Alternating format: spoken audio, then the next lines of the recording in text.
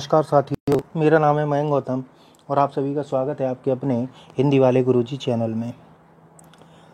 आप सभी लोग दरोगा भर्ती की तैयारी मन लगा कर रहे होंगे। आशा करता हूँ जल्दी ही आप दरोगा बन भी जाएंगे। मैं एक श्रृंखला चला रहा हूँ जिसमें उत्तर प्रदेश दरोगा भर्ती और उत्तर प्रदेश पुलिस आरक्षी भर्ती के प्रश्न पत्रों को हल कराऊंगा। उसी क्रम में आज का ये जो प्रश्न पत्र है, ये दरोगा भर्ती जो हुई थी परीक्षा 21 दिसंबर 2017 को तृतीय पाली में, उसका हिंदी भाग है। चलिए इसको शुरू करते हैं। एक बार मैं फिर बता देता हूँ। साइड में आप अगर देखोगे सीधे हाथ की तरफ एक 10 का अंक लिख रहा है। ये एक कहा जाए स्टॉप वॉच है। 10 सेकंड का प्रत्येक प्रश्न को हल करने के लिए मैं समय दूंगा। आप प्रश्न को हल करिएगा। चलिए शुरू करते हैं। पहला प्रश्न है, हिंदी की उत्पत्ति किस अपभ्रंश से मानी जाती है? ब्रिज, ब्राचड़, सौरसेनी, मागधी। आपका समय शुरू हो गया है।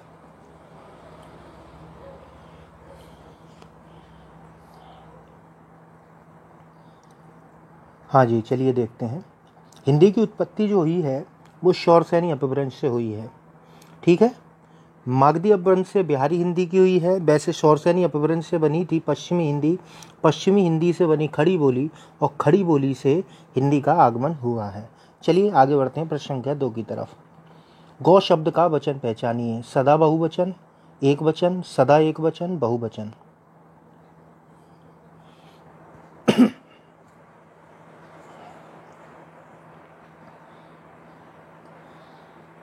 हाँ जी, देखते हैं। गौ शब्द का एक वचन तो होता है गौ, और गौ होता है, गौएं होता है बहुवचन। तो ये सदा एक वचन बहुवचन नहीं है। ये इस समय पर गौ जो शब्द है वो एक वचन में है, तो दूसरे का बी ऑप्शन सही हो जाएगा। चलिए तीसरे प्रश्न की तरफ। तीसरा प्रश्न है कि उत्साह वास्तव में रिक्त स्थान और रिक्त स्थान की मिली जुली अनुभूति है। शुक्ल जी के इस कथन को पूर्ण कीजिए। कर्म और मन, मन और कर्म, फल और कर्म, कर्म और फल।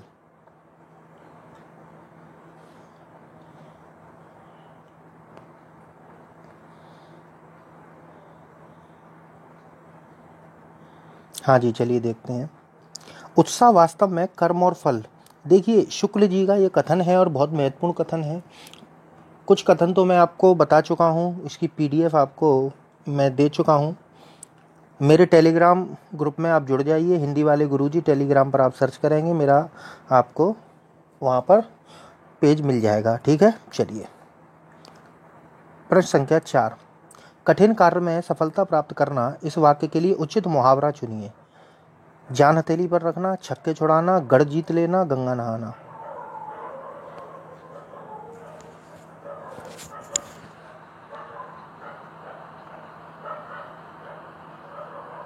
हाँ जी, समय समाप्त। देखते हैं अब इसका उत्तर।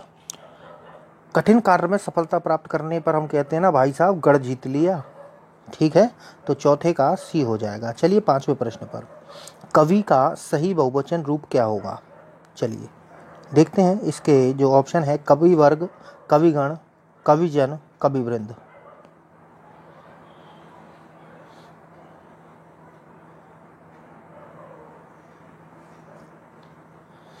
हाँ जी, समय समाप्त। देखते हैं इसका सही उत्तर क्या होगा। देखिए गण जो आता है, जो अधिकतर नेता शब्द के साथ में आता है, तो नेतागण होता है, और कवियों के साथ में अधिकतर जन आता है, तो कविजन हो जाएगा। ठीक है। वैसे कवि के साथ गण भी लगा सकते हैं, लेकिन अधिक उपयुक्त है कविजन। तो पांचवें का सी ऑप्शन सही हो जाएगा। चलिए छठे प्रश्न पर। कि रामू की तो ऐसी आदत हो गई है कि गोदी में बैठकर दाढ़ी नोचे। वाक्य में प्रयुक्त लोकोक्ति का अर्थ क्या है?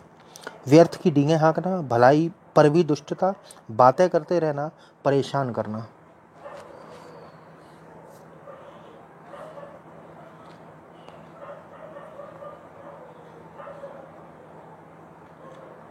समय समाप्त। देखते हैं इसका सही उत्तर। देखिए रामू की तो ऐसी आदत होगी गोदी में बैठकर दाढ़ी नोचना।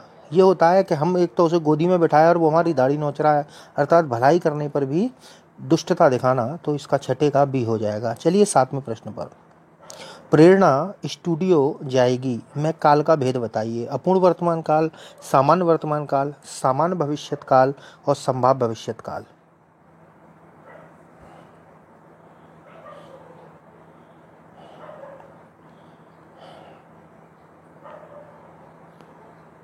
समय समाप्त। देखते हैं इसका सही उत्तर। देखिए वर्तमान काल तो है नहीं, तो वर्तमान काल वाला ये दोनों ही ऑप्शन आपके नहीं होंगे। ठीक है, अब बात करते हैं सामान्य और संभाव्य। संभावना हो, अगर ये होता प्रेरणा शायद स्टूडियो जाएगी तो आप संभाव्य लगा सकते थे। ठीक है, या प्रेरणा स्टूडियो, शायद प्रेरणा स्टूडियो जाए तो हो सकता था संभाव्य, लेकिन ये सामान्य जानकारी दी जा रही है कि जाएगी, तो ये हो जाएगा आपका 7वें का सी ऑप्शन सही। चलिए 8वें प्रश्न पर चलते हैं। जहाँ एक शब्द से अनेक अर्थ निकले वहाँ कौन सा अलंकार होता है? रूपक, अनुप्रास, श्लेष, उपमा।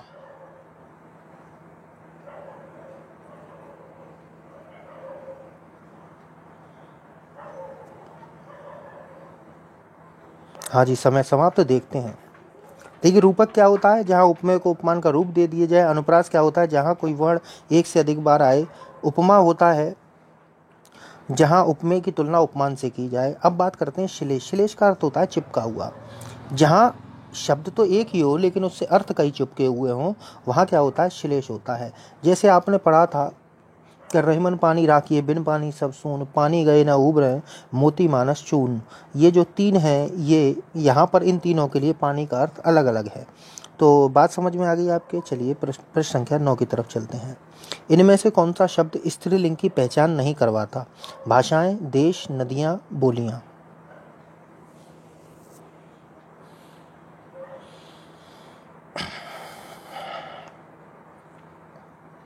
हाँ जी, समय समाप्त आपका। देखते हैं। देखिए भाषाएं स्त्रीलिंग होता है शब्द। भाषाएं जितनी भी हैं सभी स्त्रीलिंग होती हैं। नदियां जितनी होती हैं वो सभी स्त्रीलिंग होती हैं। जितनी भी बोलियां हैं सभी स्त्रीलिंग होती हैं। लेकिन जितने भी देश के नाम होते हैं, और देश शब्द स्वतः ही स्वयं में ही पुल्लिंग होता है, तो इसका जो सही उत्तर होगा नमे का वो हो जाएगा बी। ठीक है, चलिए 10वां प्रश्न। तीन बेर खाती थी, तीन बेर खाती है, यह किस अलंकार का उदाहरण है? उपमा, श्लेष, वक्रोक्ति, यमक।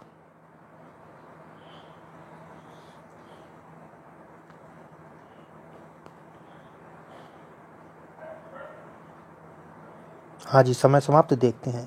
देखिए तीन बेर खाती थी, अब वो तीन बेर खाती है, ये जो उदाहरण है ये दरोगा भर्ती में कई बार आ चुका है। शायद तीसरी बार मैं इसको हल करा रहा हूँ। देखिए तीन बेर खाती थी। ऊंचे घोर मंदिर में रहे नारी, ऊंचे घोर मंदिर में रहती है। तीन बेर खाती थी, अब तीन बेर खाती है, तो तीन बेर यहाँ पर ये जो बेर शब्द है ये 2 बार आया है, और दोनों बार आने पर इसका अर्थ अलग अलग है। तो जहाँ कोई शब्द एक से अधिक बार आए और उसका अर्थ अलग हो तो वहाँ यमक अलंकार होता है। पहले वह तीन बेर अर्थात 3 बार भोजन करती थी दिन में, लेकिन अब उसकी स्थिति ऐसी है कि वो 3 बेर ही खा पाती है। अर्थात बेर जो एक फल होता है, केवल वो 3 बेर ही खा पाती है। तो कौन सा हो जाएगा? यमक हो जाएगा। चलिए 11वां। इलाहाबादी अमरूद मीठे होते हैं, यहाँ क्या विशेषता बताई जा रही है? दशा, गंध, स्वाद और स्थान।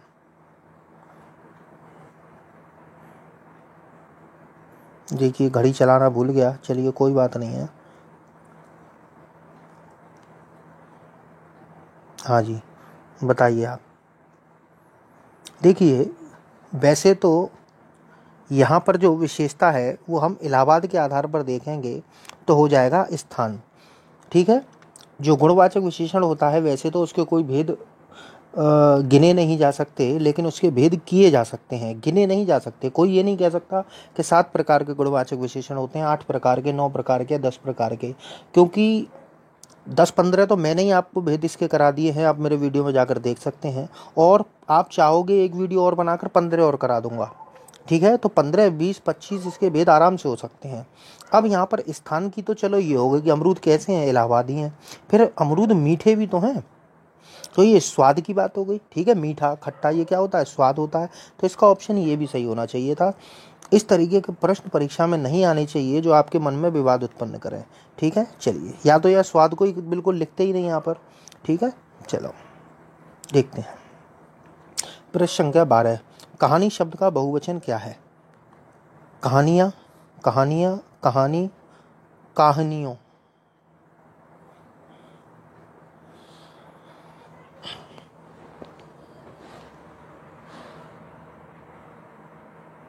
हाँ जी, समय समाप्त। देखते हैं, देखिए कहानी शब्द का जो बहुवचन है वो है बी ऑप्शन, कहानियाँ। बड़ी ई की जो मात्रा होती है बहुवचन बनाते समय छोटी ई की मात्रा हो जाती है, तो क्या हो जाएगा, कहानियाँ। ठीक है, ये वाला नहीं होगा, कहानी तो नहीं होगा, और कहानियों तो बिल्कुल ही नहीं होगा। ठीक है, चलिए प्रश्न संख्या 13 कि बर्तनी की दृष्टि से शुद्ध शब्द छांटिए। अभिराम, अभिराम, अभिराम, अभिरम।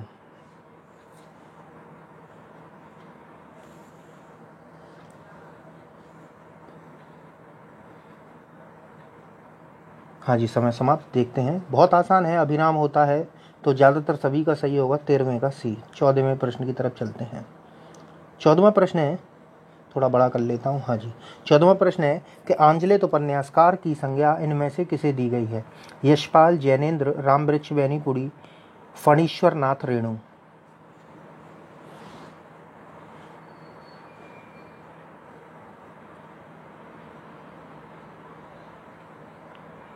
हाँ जी, समय समाप्त हो गया। देखते हैं, देखिए आंचलिक दास जो होते हैं वो ग्रामीण परिवेश से संबंधित होते हैं। ठीक है, तो इसमें जो सबसे ज़्यादा रचनाएं लिखी थी वो फणीश्वर नाथ रेणु जी ने लिखी थी। तो 14वें का जो सही ऑप्शन है आपका डी हो जाएगा। चलिए 15वें प्रश्न की तरफ चलते हैं। 15वां प्रश्न है कि बीजक के रचनाकार कौन है। रसखान, तुलसी, रहीम, कबीर।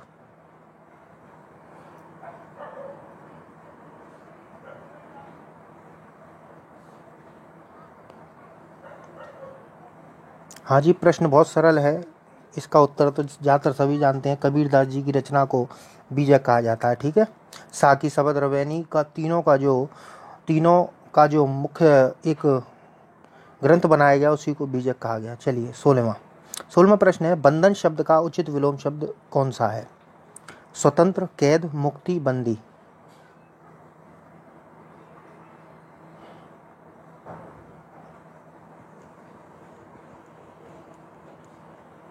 हाँ जी, देखते हैं इसका सही क्या होगा। देखिए बंधन बांधना, मुक्ति अर्थात मुक्त कर देना, तो 16वें का सी हो जाएगा। चलिए 17वां, जो खग हो तो बसेरो करो में निकालिंदी फूल रिक्त स्थान की डाल। रिक्त स्थान के लिए सही शब्द चुनिए। निम, पात, छाव, कदम्ब।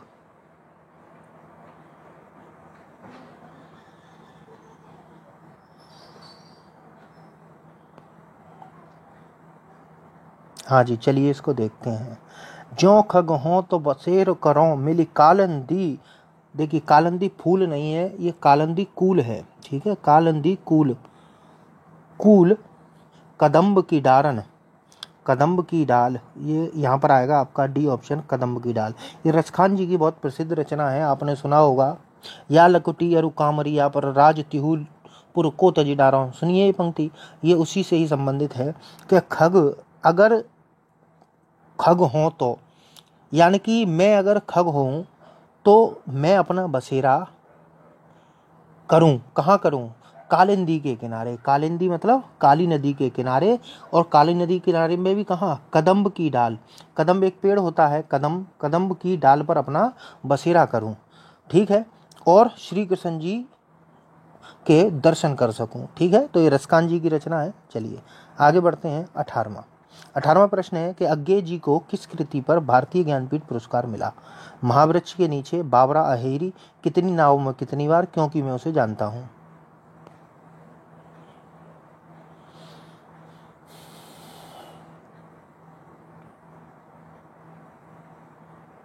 हाँ जी, देखते हैं। देखिए अज्ञे जी की जो रचना है ये है कितनी नावों में कितनी बार। ये इनको ज्ञानपीठ पुरस्कार 1978 ईस्वी में मिला था।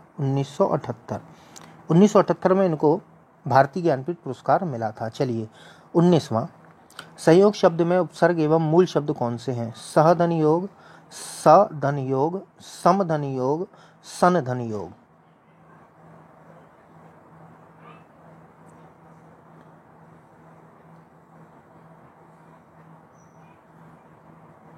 हाँ जी, देखते हैं। समधन योग से ये बनकर बना है, सम उपसर्ग है और योग मूल शब्द है, तो समधन योग। ठीक है, संधि भी है ये। चलिए 20वां प्रश्न कि निम्न में से अनुपयुक्त समानार्थी जोड़ा पहचानिए। बादल नीर, केशवाल, केला कदली, द्रव्य वित्त। चलिए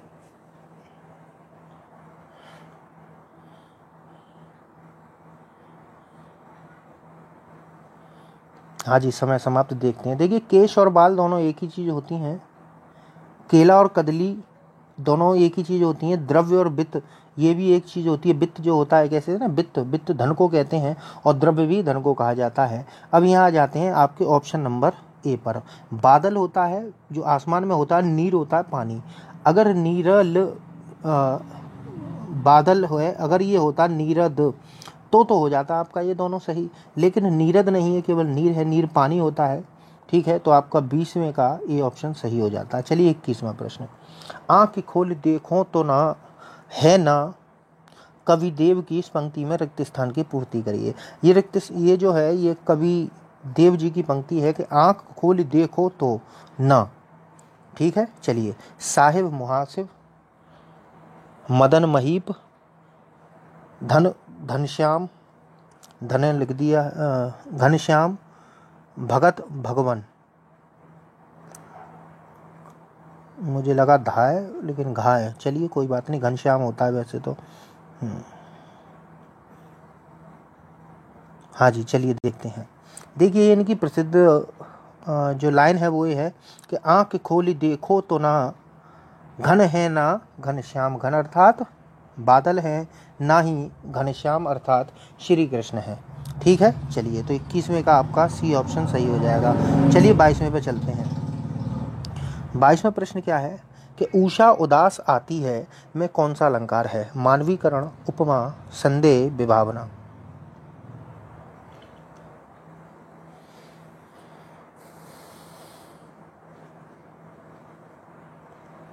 हाँ जी, देखते हैं। देखिए, उषा उदास आती है, यहाँ पर मानवीकरण है। कहने का तात्पर्य है कि मानवीकरण अलंकार क्या होता है वो समझ लीजिए।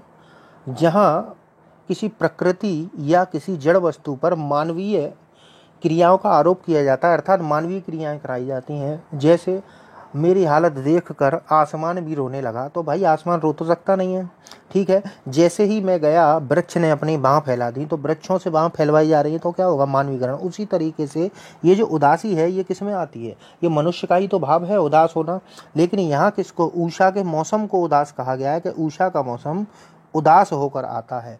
ठीक है, तो यहाँ पर क्या हो जाएगा? मानवीकरण। ठीक है, चलिए अब बात करते हैं 23वां प्रश्न। हमारा समाज उन्नति के पथ में है, इस वाक्य में किस प्रकार की अशुद्धि है? वचन, कारक, संज्ञा या लिंग?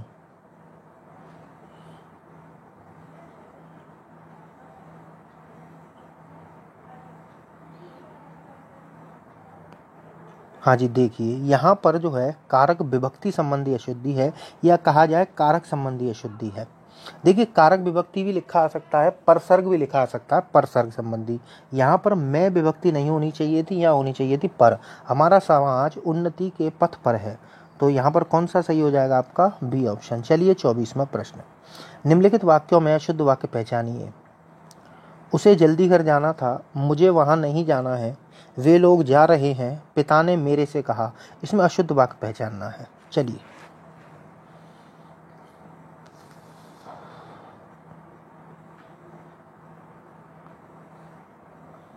हाँ जी, देखते हैं। आइए प्रश्न इसके डी ऑप्शन पर।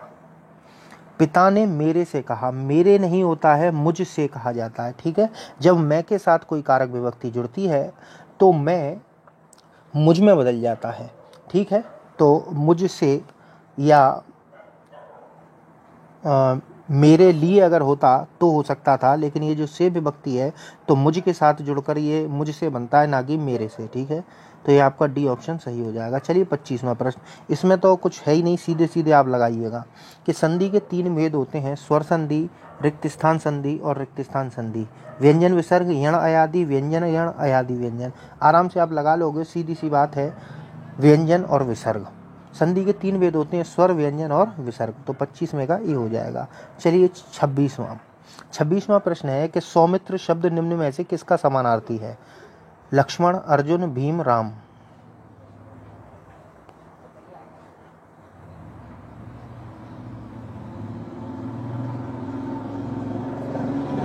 हाँ जी, देखते हैं। देखिए, सौमित्र जो है ये पर्यायवाची है लक्ष्मण जी का।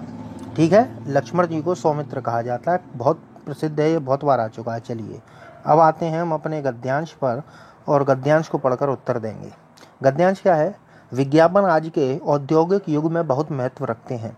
व्यापारी के नजरिए से भी, आम जनता के दृष्टिकोण से भी विज्ञापन व्यापारी को लाभ देने के प्रयत्न हेतु तैयार किए जाते हैं, जबकि विज्ञापनों पर होने वाला संपूर्ण खर्च उपभोक्ताओं पर ही परोक्ष रूप से पड़ता है। वस्तु की लागत बढ़ जाने से उसके मूल्य में भी वृद्धि हो जाती है। अब प्रश्न का उत्तर देना है कि किसके द्वारा उपभोक्ताओं का परोक्ष रूप से शोषण किया जा रहा है। विज्ञापन के द्वारा, वस्तु के द्वारा, कर्ज के द्वारा या व्यापारी के द्वारा। इसमें आप देखिए और उत्तर दीजिए। हाँ जी, पढ़ लीजिए आप आराम से।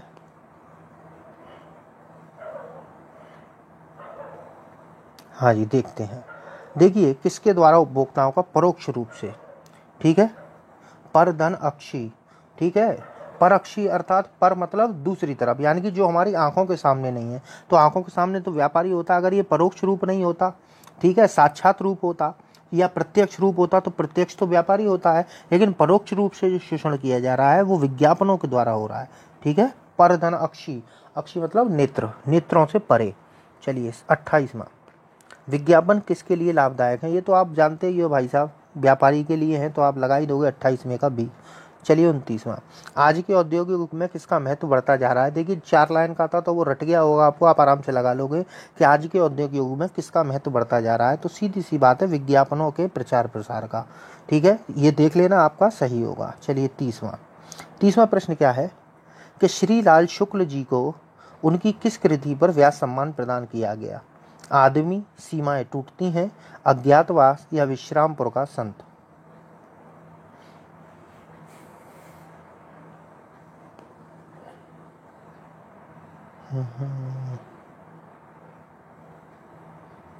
हाँ जी, चलिए देखते हैं। हाँ जी, देखते हैं। श्रीलाल शुक्ल जी को विश्रामपुर का संत रचना पर व्यास सम्मान प्रदान किया गया 1999 में। इनको 1999 में व्यास सम्मान प्रदान किया गया विश्रामपुर का संत पर। आइए 31वें प्रश्न पे चलते हैं कि मुदित महापति मंदिर आए, सेवक सचिव सुमंत बुलाए, पंक्ति में प्रयुक्त अलंकार कौन सा है। अनुप्रास है, वक्रोक्ति है, यमक है या श्लेष है।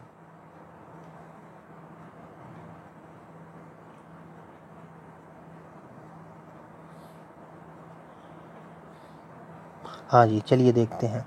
ये वक्रोक्ति का मतलब होता है वक्र धन उक्ति अर्थात टेढ़ा कथन, ठीक है। जहाँ कही हुई बात को कोई दूसरा व्यक्ति कुछ और अर्थ निकाल लेता है वो वक्रोक्ति है। तो यहाँ पर तो कोई ऐसा कथन मालूम नहीं पड़ रहा। यमक क्या होता है कि जहाँ कोई शब्द एक से अधिक बार आए परंतु अर्थ अलग अलग हो, तो वहाँ यमक होता है। श्लेष क्या होता है, जहाँ कोई शब्द एक बार आए लेकिन उसके अर्थ कहीं निकलते हो, वह श्लेष होता है। और श्लेष जब मैं पढ़ाऊंगा आपको अच्छी तरीके से, तब कुछ तर्क बताऊंगा आपको जिससे आप आराम से श्लेष को पहचान सकते हैं। अब बात करते हैं अनुप्रास की।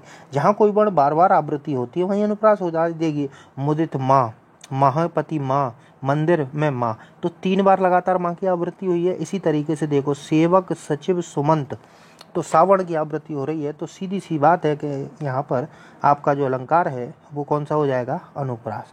तो 31वें का ए। चलिए 32वां, मोक्ष की इच्छा रखने वाले को क्या कहलाता है। मोक्ष की जो इच्छा रखता है उसको क्या कहते हैं। कर्मठ, मुमुक्षु, उत्सुक, जिज्ञासु।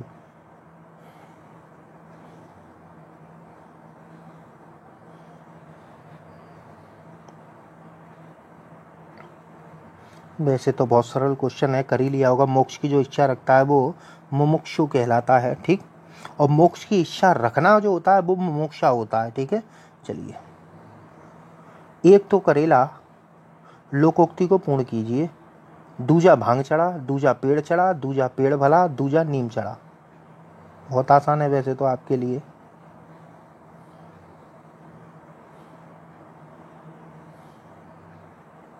हाँ जी, देखते हैं अब। एक तो करेला, दूजा नीम चढ़ा, डी ऑप्शन सही है। चलिए आगे बढ़ते हैं। 34वां प्रश्न, बहुत महत्वपूर्ण प्रश्न है ये 34वां। चलिए, उचित शब्दों में रिक्त स्थान की पूर्ति करें। 200 रिक्त स्थान वैष्णव की वार्ता के रचनाकार गोकुलदास हैं। 1000, 30, 50, 52।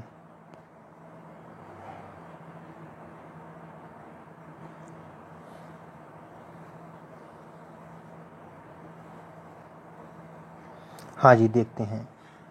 गोकुलनाथ जी ने 2 रचनाएं लिखी थी और ये कहा जाए तो एक तरीके से कवियों का परिचय इसमें दिया गया है। एक थी 252 वैष्णव की वार्ता, तो इसका मतलब डी ऑप्शन सही हो जाएगा। और एक 84 वैष्णव की वार्ता, ये गोकुलनाथ जी की रचनाएं थी। इनको कुछ लोग इतिहास ग्रंथ मानते हैं, लेकिन असल में यहाँ पर कवियों के बारे में चर्चा की गई है, कवियों के बारे में, कवियों की रचनाओं के बारे में। ठीक है, इसी तरीके से एक रचना और याद रखिएगा, भक्तमाल। भक्तमाल के बारे में बहुत पूछा जाता है कि भक्तमाल किसकी रचना है, तो वो थी नाभादास जी की। और ये जो है 84 वैष्णव की वार्ता, या वार्ता समझ लीजिए, 252 वैष्णव की वार्ता चाहे 84 वैष्णव की वार्ता, ये गोकुलनाथ जी की है। ठीक है, चलिए आगे बढ़ते हैं। 35वां, सिक्का जमाना मुहावरे का अर्थ क्या है? सफलता प्राप्त करना, प्रभाव स्थापित करना, कड़ी टक्कर देना, जीत जाना।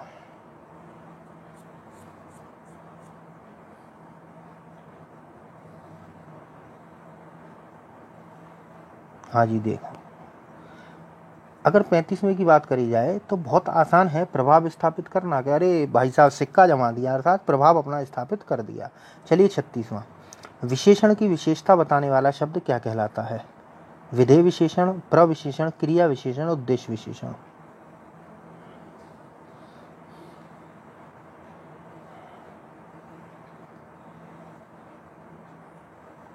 हाँ जी, देखते हैं। देखिए, विशेषण की जो विशेषता बताते हैं वो कहलाते हैं प्रविशेषण।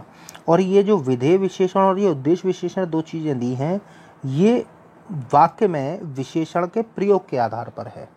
उद्देश्य विशेषण और विधेय विशेषण। उद्देश्य मतलब जब विशेषण विशेष्य से पहले आता है तो उद्देश्य विशेषण होता है, और जब विशेष्य के बाद आता है तो वो विधेय विशेषण कहलाता है। और क्रिया विशेषण क्रिया की विशेषता बताता है, तो यहाँ पर प्रविशेषण हो जाएगा आपका। ठीक है, चलिए 37वां प्रश्न, निम्न में से कौन सा कोकिल का समानार्थी शब्द नहीं है? पिक, मधुकरी, कोयल, श्यामा।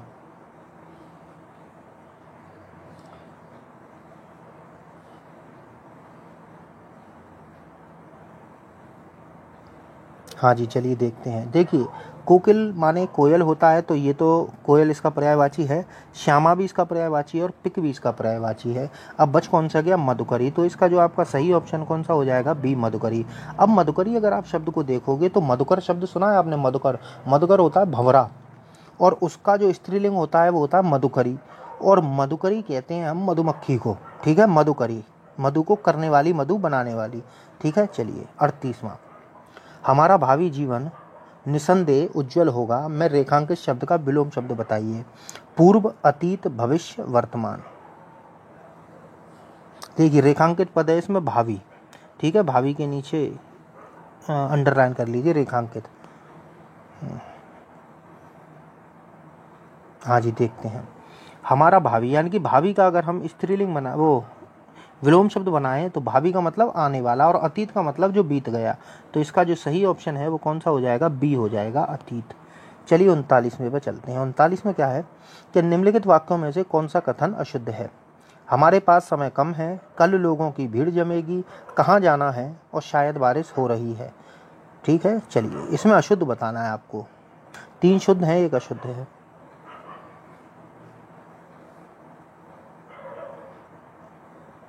हाँ जी, चलिए देखते हैं। देखिए, अगर अशुद्धि की बात करी जाए तो देखो, कहाँ जाना है ये भी अशुद्ध है। क्यों? क्योंकि इसमें कर्ता नहीं दिया है। ठीक है, कहाँ जाना है दिया है, लेकिन कौन जाएगा ये नहीं दिया है। ठीक है, आपको कहाँ जाना है। अब बात करते हैं रियल में यहाँ पर अशुद्ध कौन सा है, तो यहाँ पर रियल में अशुद्ध है, ये भीड़ जमेगी। ठीक है, यहाँ पर जो है अशुद्ध शब्द का प्रयोग किया गया है। यहाँ पर भीड़ जमेगी, भीड़ कोई जमने वाली चीज़ नहीं होती है, भीड़ इकट्ठी होती है। ठीक है, जैसे बहुत से लोग कर देते हैं ना, आज हवा चल रही थी, हवा चलती नहीं है, हवा बहती है। उसी तरीके से भीड़ जमती नहीं है, भीड़ क्या होती है? इकट्ठी होती है। तो इसका जो सही ऑप्शन है वो बी हो जाएगा आपका। चलिए आखिरी प्रश्न है, भवानी शब्द का पुल्लिंग क्या होगा? भगवती, भव, भवानी, भगवान। चलिए